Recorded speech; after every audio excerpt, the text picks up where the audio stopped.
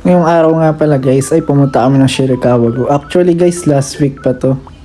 So lang din sana post kasi guys para makita nyo rin kung gaano kaganda. Tsaka memories na rin guys kaysa delete ko pa to sa cellphone ko. Napupuno na kasi yung cellphone ko kaka-video eh. First time ko kasi guys mag-snow. Tsaka maka-experience talaga ng snow sa buong buhay ko.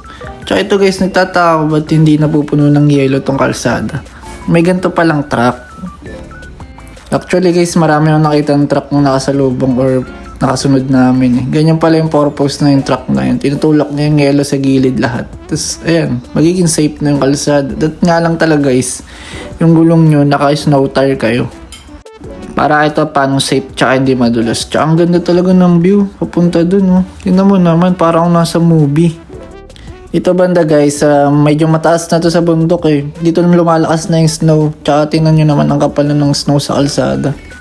Tapos dito sa part na to guys, nakikita ko na yung pupuntahan namin na Shirakawa-go. Actually guys, yung Shirakawa-go, lugar siya. Tapos may mga old house na tourist destination. Tapos dito guys, after 4 hours na biyahe, nakarating na kami dito. Shirakawa-go. May parking siya guys, tapos sasakay kami ng bus na nakalagay. Ang haba nga ng pila, daming turista. Kaya kailangan ng bus guys kasi wala nang parkingan daw dun sa mismo pupuntahan namin at saka delikado. Dito sa pinuntahan namin guys, iba-ibang lahi rin yung nandito. Talagang mga turista rin siya. Tsaka ito yung view niya guys pag nasa bus kayo. Ganda rin. Ganda rin ang presyo guys sa bus. De, joke lang. Sulit naman kasi minsan lang din naman dito. Yan, mapapapikit ka na lang sa binayad niya eh. Pero okay lang, minsan lang naman to. Dito guys, ang lapit lang pala niya. Wala pa atang 10 minutes nandun na kami. Kasi pababa nga, delikado. Kaya kailangan nakabas kami. At ito nga, dadaan kami sa may tulay. Tawid tulay siya eh. Sobrang dulas ng tulay. Pero kahit ganyan guys, safe naman siya. Yung dulas nga lang talaga, tiyan mo lahat sila nakakapit sa tali. Kami rin nakakapit din yun eh no. Siyempre sabi ko, picturean niya ako dito.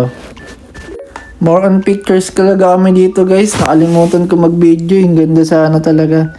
Hindi ko napakita sa inyo yung mga nasa loob ng old house. Yan yung old house guys. Ang laman kadalasan yan guys. Para silang parang bilihan ng mga souvenirs. Ibang old house. Restaurants. Drink bar.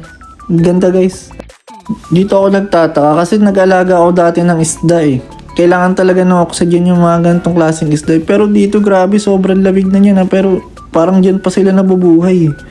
Mga isda na yan guys, koi fish yan eh. Alam ko eh. Naging breeder din kasi ako ng mga isda guys. Tulad ng mga gapi tsaka mga betta fish. Pero dito grabe, napamangha talaga ako. Parang gusto ko kumuha ng isa eh. Kaso bawal eh. Siyempre, first time ng snow. Sabi ko videohan niya ako. Alawin ko itong mga snow sa puno. Ayan o, tingnan mo naman. Ginusto mo yan ha. Oh. Hino ka ngayon dyan. Yan. Pagpag mo yan. Siyempre dito guys, sabi ko mag-snowball fight kami. Sarap lang sa pakaramdam guys kasi syempre nung bata ka pa, lagi lang nasa ulanan. Tapos naipagbatuhan ka ng putik galing sa kanal eh. Kaya ang sarap lang sa pakaramdam kung iisipin mong maigid. Napagtanto ko lang guys, hindi pala ganun kalamig pag umuulan ng snow. Talagang sakto lang yung weather. At dito sabi niya, videohan ka daw siya para daw siyang nasa Korean movie. Yun feel na feel niya. At dito guys, sabi niya, videohan niya daw ako. Tapos pinapahigaan niya ako sa snow guys. Siyempre ako kinakabahan, baba lumubog ako sa tubig eh. Pero wala naman tubig yan guys, kinakabahan lang ako. Siyempre guys, ang sarap pala sa pakaramdam. Parang napulfill mo yung childhood wants mo. Or dream mo. Siyempre nagpa-video rin siya, hindi yan papatalo. Kahit sawang-sawa ngayon sa snow. Tingnan nyo naman, kala mo first time yun. Ito siya pa yung masaya eh. At ito nga guys, tapos na kami mag-enjoy. Tingnan nyo naman Shirakawa-go pa.